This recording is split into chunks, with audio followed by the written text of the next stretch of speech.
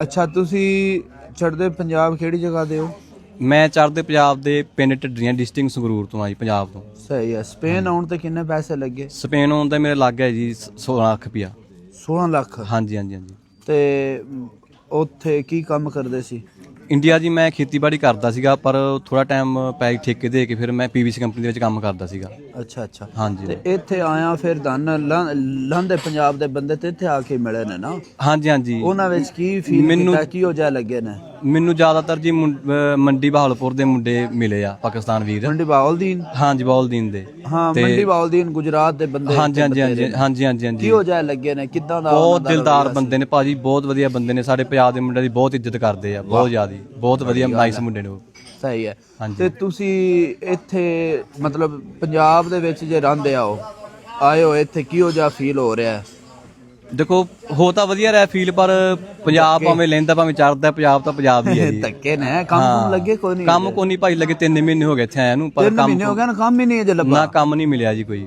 ਤੇ ਲੱਭਦੇ ਰਹਿੰਦੇ ਆ ਕੰਮ ਵੀ, ਪੁੱਛੀ ਜਾਈਦਾ ਡੋਨਰ ਤੇ ਜਾ ਕੇ ਵੀ, ਵਾਪ ਤੇ ਜਾ ਕੇ ਵੀ, ਭਾਈ ਕੰਮ ਦੱਸਿਓ। ਇਹ ਦੱਸੋ, ਜਿਹੜਾ ਚੜ੍ਹਦੇ ਪੰਜਾਬ ਦੇ ਵਿੱਚ ਜਿਹੜੀ ਗਵਰਨਮੈਂਟ ਹੈ ਉਹ ਕੀ ਕੁਝ ਦਿੰਦੀ ਹੈ ਜੱਟਾਂ ਨੂੰ? ਕਿੰਨੀ ਸਹੂਲਤ ਦੇ ਰਹੀ ਹੈ? ਉਹ ਜੀ 8 ਘੰਟੇ ਦਾ ਬਿਜਲੀ ਫ੍ਰੀ ਹੁੰਦੀ ਹੈ ਖੇਤਾਂ ਦੀ, ਤੇ ਖੇਤ ਕੱਲੀ ਮੋਟਰ ਦੇ ਟਰਾਂਸਫਾਰਮ ਆ, ਤੇ 8 ਘੰਟੇ ਬਿਜਲੀ ਫ੍ਰੀ ਹੈ ਜਦੋਂ ਝੋਨੇ ਦਾ ਸੀਜ਼ਨ ਆਉਂਦਾ ਹੈ ਜੀ।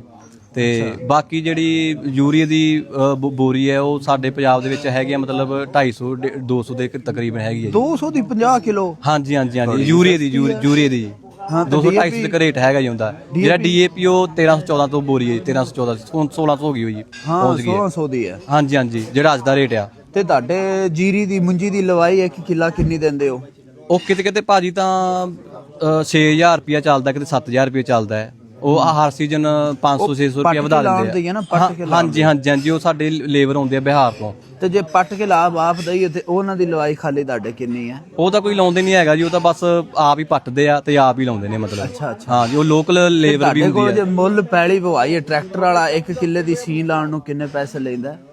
ਉਹ ਲੈ ਜਾਂਦਾ ਜੀ 1000 ਰੁਪਏ ਦੇ ਤਕਰੀਬਨ ਲੈ ਜਾਂਦਾ ਜੀ, ਸੀਨ ਲਾਈਏ ਕਿੱਲੇ ਦੀ। ਸੀਨ ਲਾਈਏ ਕਿੱਲੇ ਦੀ। ਤੇ ਅਲੱਗ ਤੁਹਾਡੇ ਜਿਹੜੀ ਟਰਾਲੀ ਤੂੜੀ ਦੀ ਮਿਲਦੀ ਹੈ ਬਹੁਤ ਹੀ, ਉਹ 1 ਕਿੰਨੇ ਦੀ ਲਾ ਕੇ ਦਿੰਦੇ ਨੇ?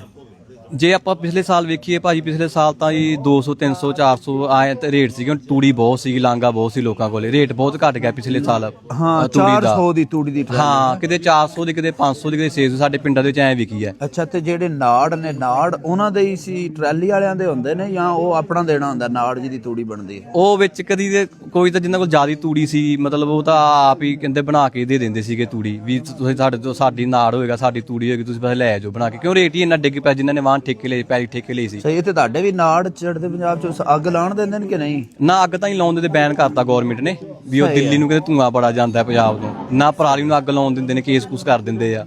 ਸਹੀ ਹੈ। ਹਾਂਜੀ ਹਾਂਜੀ। ਤੁਹਾਡੇ ਕੋਈ ਪਤਾ ਹੈ ਧੰਨ ਕਿ ਤੁਹਾਡੇ ਕਿਸੇ ਬੰਦੇ ਕੋਲ ਅਸਲਾ ਮਿਲ ਜਾਏ, ਹਾਂਜੀ, ਨਜਾਇਜ਼, ਉਹਦੇ ਤੇ ਕਿਹੜੀ ਦਫਾ ਲੱਗਦੀ ਹੈ? ਉਹਦੇ ਤਾਂ ਭਾਜੀ ਫਿਰ ਧਾਰਾ ਜ਼ਿਆਦਾ ਹੀ ਲਾਉਂਦੇ ਆ ਵੀ, ਮਤਲਬ ਜੇਲ੍ਹ ਹੀ ਹੁੰਦੀ ਸਿੱਧੀ। ਚਲੋ, ਬਹੁਤ ਸਖਤੀ ਹੈ। ਹਾਂ, ਸਖਤਾਈ ਬਹੁਤ ਹੈ। ਜੇ ਉੱਥੇ ਤੁਹਾਡੇ ਮੰਨ ਲਓ ਇੰਡੀਆ ਪੰਜਾਬ ਲਾਇਸੈਂਸ ਬਣਾਉਣਾ ਹੋਵੇ ਪਿਸਟਲ ਦਾ, ਜਲਦੀ ਬਣ ਜਾਂਦਾ? ਬਣ ਤੇ ਜਲਦੀ ਜਾਂਦਾ, ਪਰ ਥੋੜਾ ਵੀ ਕਹਿੰਦਾ ਮਤਲਬ ਵੀ ਫਰਮੂਸ਼ ਪਾਉਣੀ ਪੈਂਦੀ ਆ ਵੀ ਤਗੜੇ ਬੰਦੇ ਦੀ। ਔਖਾ ਹੀ ਹੈ। ਹਾਂ, ਔਖਾ ਹੀ ਹੈ ਜੀ ਕੰਮ। ਅੱਛਾ ਅੱਛਾ। ਹਾਂ ਜੀ। ਤੇ ਚਲੋ ਹੁਣ ਇੱਥੇ ਕੀ ਕਰੋ? ਤੇ ਤੁਸੀਂ ਹੁਣ ਇਮੀਗ੍ਰੇਸ਼ਨ ਤੁਹਾਡੇ ਆਉਂਦਿਆਂ ਓਪਨ ਹੋ ਗਈ? ਹਾਂਜੀ ਹਾਂਜੀ ਹਾਂਜੀ ਹਾਂਜੀ। ਤੇ ਕੀ ਇਹਦੇ ਬਾਰੇ ਆਖੋ? ਤੇ ਵਧੀਆ ਹੋ ਗਿਆ ਇਮੀਗ੍ਰੇਸ਼ਨ। ਚਲੋ ਸਾਡੇ ਪੱਕੇ ਹੋ ਜਾਓ ਤੇ ਉਹੀ ਤੇ 2 ਸਾਲ ਧੱਕੇ ਲੈਣੇ। ਹਾਂ, 2 ਸਾਲ ਧੱਕੀ ਖਾਣੇ ਦਾ। ਚਲੋ ਸਾਡੇ ਕਰਮ ਚੰਗੇ ਸੀ, ਅਸੀਂ ਗੁੱਡ ਲੱਕ ਮੰਨਦੇ ਆਪਣੇ ਆਪ ਨੂੰ ਵੀ। ਚਲੋ ਸਾਡੀ ਇਮੀਗ੍ਰੇਸ਼ਨ ਖੁੱਲ ਗਈ, ਸਾਡੇ ਵੀ ਚਲੋ ਛੇਤੀ ਪੇਪਰ ਬਣ ਜਾਣਗੇ। ਹਾਂ। ਤੇ ਵੀ ਚਲੋ ਛੇਤੀ ਸਾਲ ਡੇਢ 2 ਸਾਲ ਬਾਅਦ ਪਿੰਡ ਨੂੰ ਮੁੜਦੇ ਹੋ ਜਾਣਗੇ। ਨਹੀਂ, 2 ਸਾਲ ਇੱਥੇ ਧੱਕੇ ਖਾਣੇ ਪੈਣੇ, ਕੱਚੇ ਰਹਿਣਾ ਪੈਣਾ ਜੀ।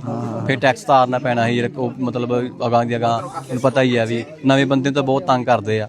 ਨਵੇਂ ਬੰਦੇ ਨੂੰ ਛੇਤੀ ਕੰਮ ਵੀ ਨਹੀਂ ਮਿਲਦਾ ਭਾਜੀ। ਸਹੀ ਹੈ। ਚਲੋ ਕੋਈ ਨਹੀਂ, ਕਰ ਲੈਨੇ ਆ ਤੁਹਾਡੇ ਕੰਮ ਦਾ ਚੱਜ। ਹਾਂਜੀ, ਬਾਕੀ ਤੁਹਾਡੇ ਨਾਲ ਮਿਲ ਕੇ ਬਹੁਤ ਵਧੀਆ ਲੱਗਿਆ, ਬਹੁਤ ਨਾਈਸ ਬੰਦੇ, ਬਹੁਤ ਪਿਆਰ ਕਰਦੇ ਹੋ। Love you.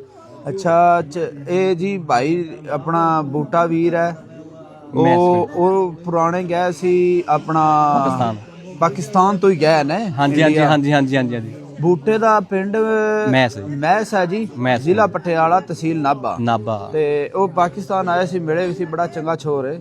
ਉਹਨਾਂ ਮੈਨੂੰ ਫੋਨ ਕੀਤਾ ਵਾ ਅਸੀਂ ਬੰਦਾ ਗੱਲਿਆ ਸਾਡੇ ਕੰਮ ਸ਼ਾਮ ਲਵਾਓ। ਹਾਂਜੀ ਭਾਜੀ ਬੂਟੇ ਵੀਰ ਤੁਹਾਡਾ ਬੰਦਾ ਪਹੁੰਚਿਆ ਔਰ ਇਹਨ ਕੰਮ ਵੀ ਲਵਾ ਦਾਂਦੇ, ਠੀਕ ਹੈ। ਹੋਰ ਕੋਈ ਸਾਡੇ ਲਾਇਕ ਹੁਕਮ ਹੋਵੇ ਤੇ ਦੱਸਣਾ, ਮਸਲਾ ਹੀ ਕੋਈ ਨਹੀਂ।